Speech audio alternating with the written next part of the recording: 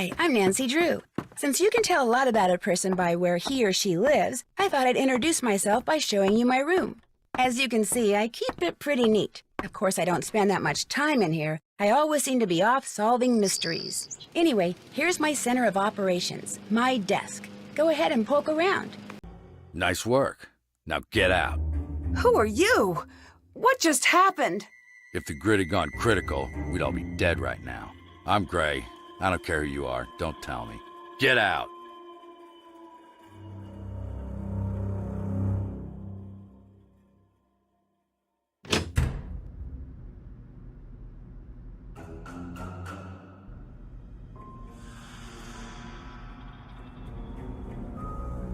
Well, Nancy, things are not looking good. What the heck happened?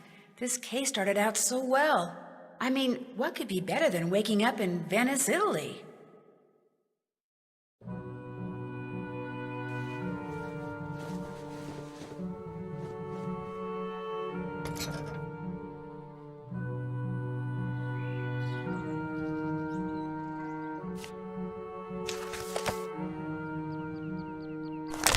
High-fashion dresses and accessories that people have commissioned Manette to create.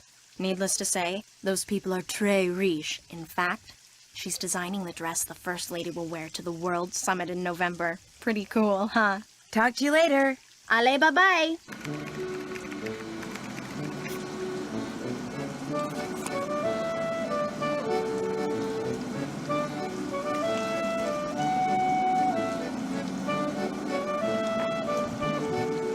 So here I sit, writing to you while I wait for the phone to ring. It's nighttime, and although part of me is dying to know what frightened Sally away, another part of me is starting to feel a little uneasy. I'll let you know what happens. Ever yours, Nancy.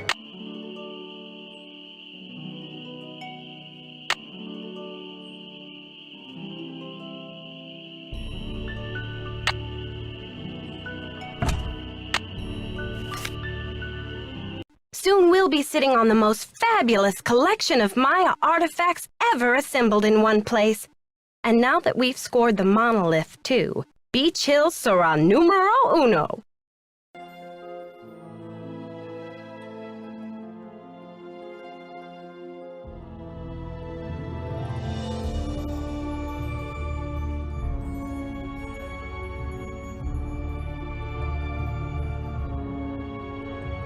I feel like I know her.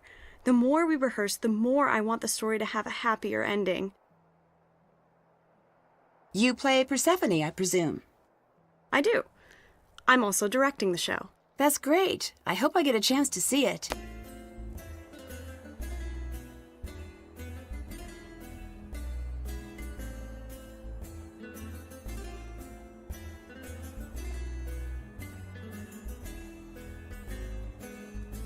Nancy Drew, what made you decide to burn down the old town hall? I didn't. Did you work alone? Who helped you? What do you mean work alone? I didn't do anything. Was this politically motivated? Of course not. I would never. Back off!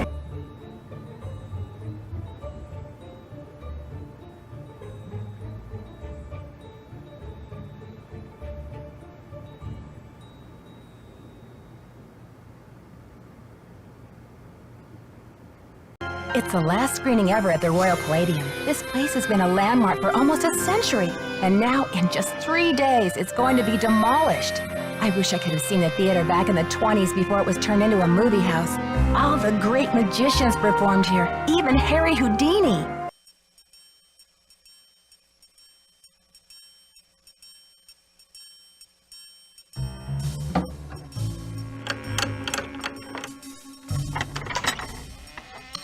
Here's a hint. Harrier checking in. Challenge code for agent CMYK0110. The colony operation has been terminated. Wouldn't you like to know more? Was that Mom?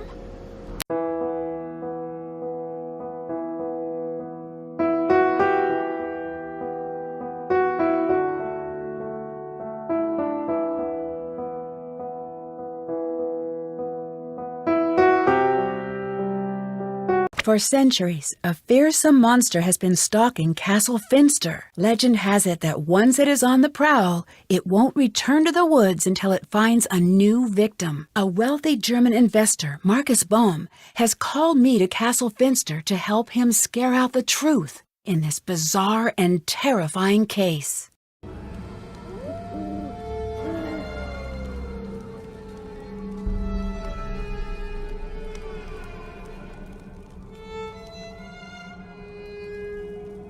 Ever since Linda moved into the manor, her health has gone downhill. She's practically bedridden, and no one seems to know why. Her mother is convinced something is terribly wrong and wants me to find out what. So here I am.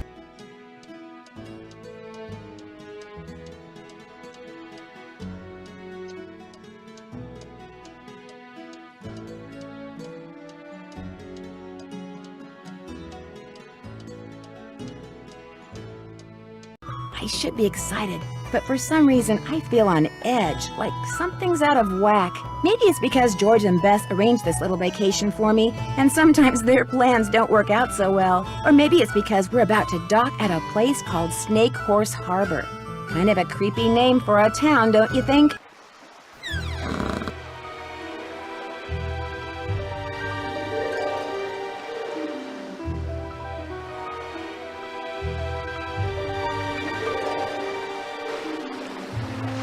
From what I gathered, Rose isn't sure if she can open in time.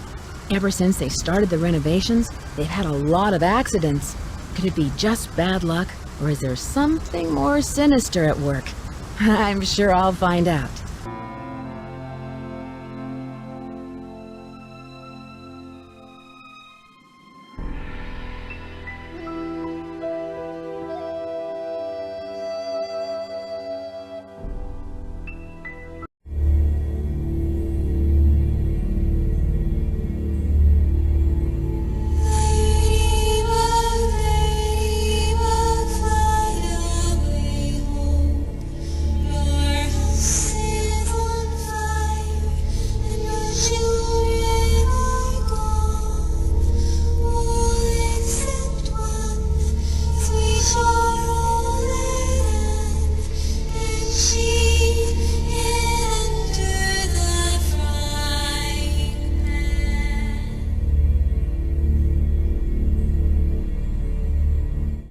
Sometime in the 1870s, he decided to seek his fortune out west, so he had this train custom built so that he, and some years later his wife, could traverse the mountains and plains in relative comfort.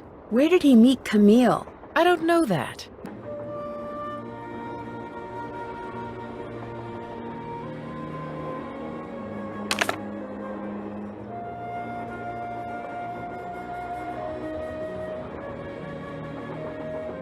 The headmistress at the Waverly Academy for Girls has asked me, begged me actually, to discover who's been leaving mysterious notes for students there and causing the strange accidents that always follow them.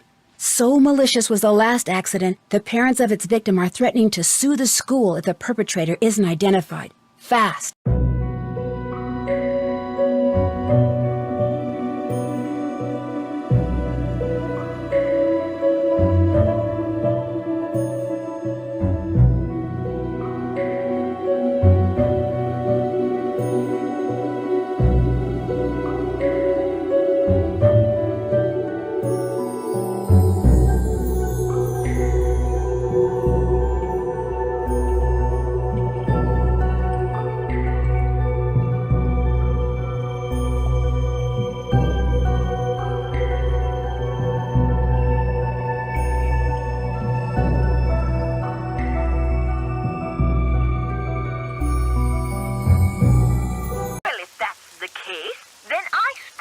suggest you take a close look at his so-called heart attack, Sandy. Because if he owned the skull and he died, I guarantee you it was at the hands of someone else. Or my name's not Beatrice Gertrude Winifred Hotchkiss.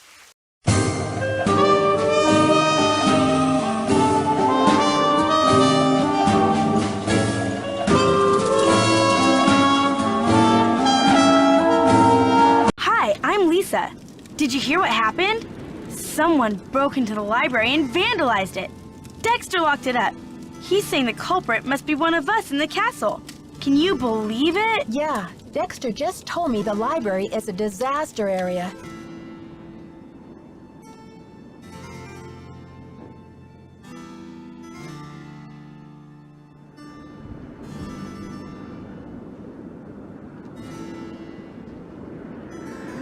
I've been a lot of places that say they haunted, but none fit the ticket like that spooky old Rio Can Hiei.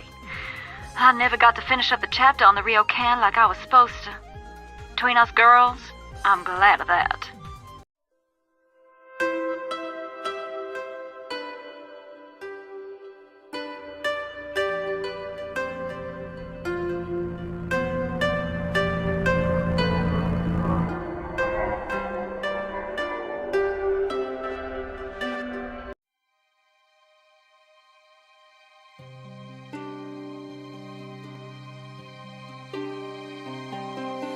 Foreign shore behind me and 100 more to go, on stormy seas and starless nights, caught on a cold wind's blow.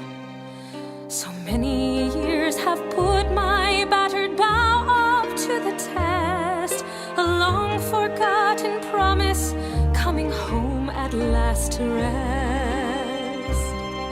For even in this darkness, something calls for me to find, and cities may all turn to ash, and stone walls fall to time. My love still lies there buried under silent ice and sleep, a grave left unattended by the word I couldn't keep. That is creepy, isn't it? But the horse, that was even creepier. See, I was just about to crawl into bed last night when all of a sudden this glowing horse comes galloping up outside. It stops and rears and paws, whinnying and snorting. Then it just wheels around and gallops off into the night. It was Dirk Valentine's horse, you know.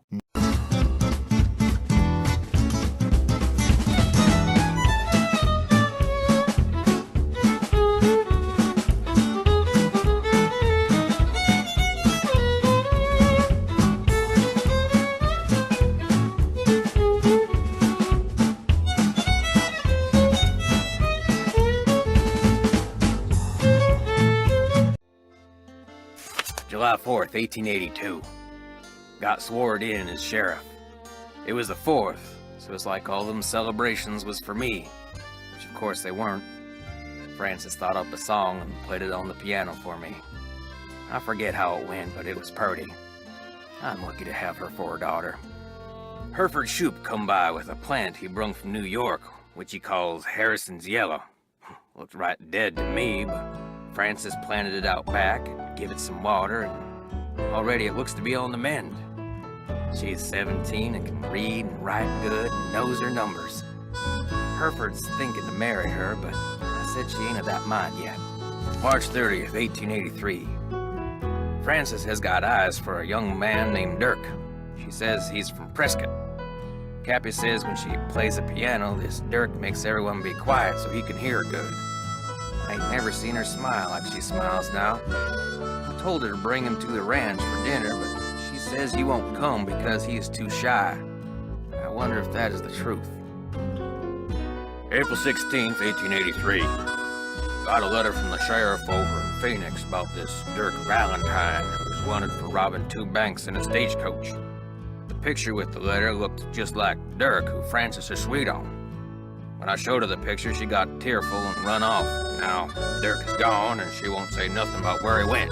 August 2nd, 1883. Dirk Valentine is robbing banks and coaches and trains all over the territory.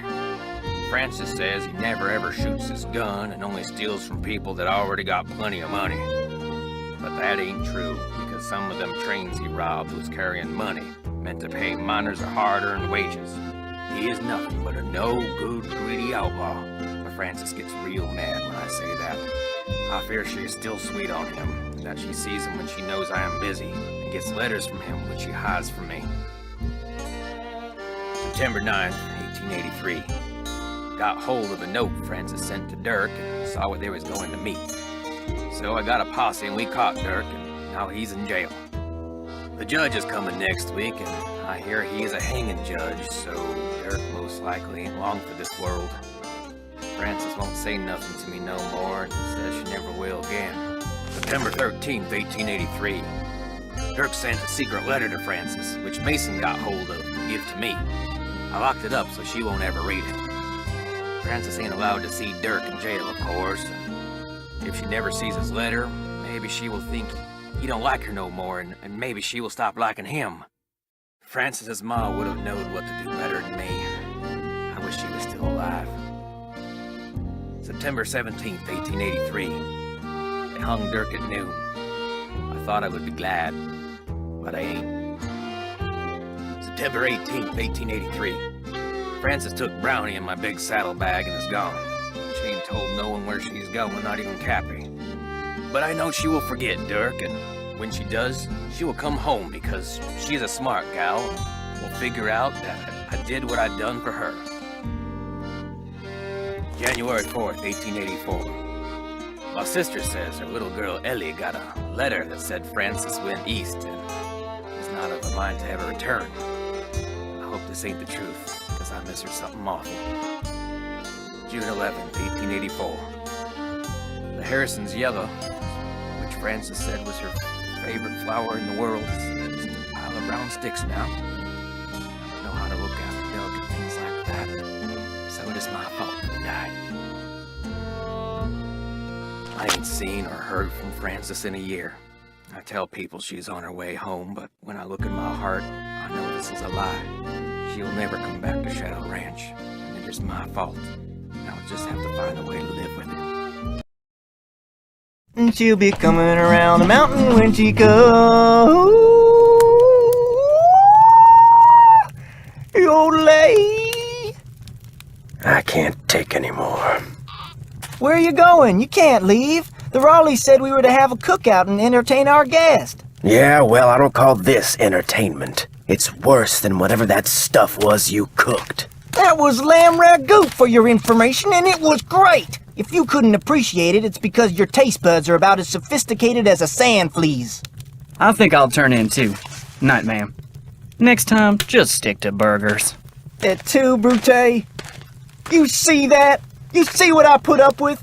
Day in and day out, I cast my culinary pearls before ungrateful, uncultured swine. Well, I'll show them. I'll write a best-selling cookbook, that's what I do. Then I'll get my own TV show, then I'll do a movie, and while they're out here punching cattle, I'll become a gazillionaire. You got a steady back home? Steady? You mean boyfriend? Well, sort of. What about you? Do you have a girlfriend? Never mind. I'm sorry. I shouldn't have asked. Forget I said anything. Here's Shorty.